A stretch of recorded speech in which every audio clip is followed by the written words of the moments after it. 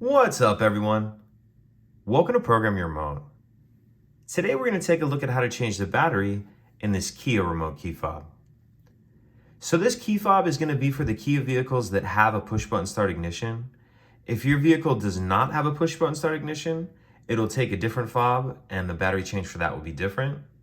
But for this video, we are looking at the fobs for the vehicles that do have a push button start ignition. This key fob is going to take a replacement battery CR2032, and we're also going to be using a flathead screwdriver. The first thing we want to do is remove the emergency key that's in the bottom of the key fob. That's done by pressing this button here, and the key will slide out like that. We can set that to the side. Now if we grab our flathead screwdriver and we hold the fob with the logo facing down and we take a look at the bottom, we see this little tab right here.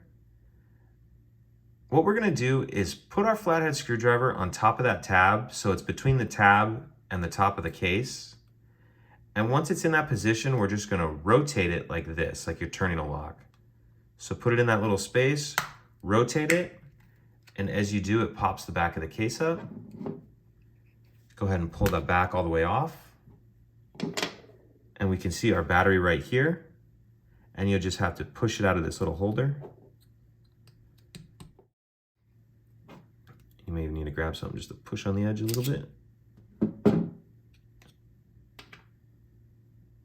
Grab our new battery, and we want to make sure that we're installing that with the plus side up. Slide that all the way down into that holder. Then we can snap the two halves back together. Put our emergency key back in.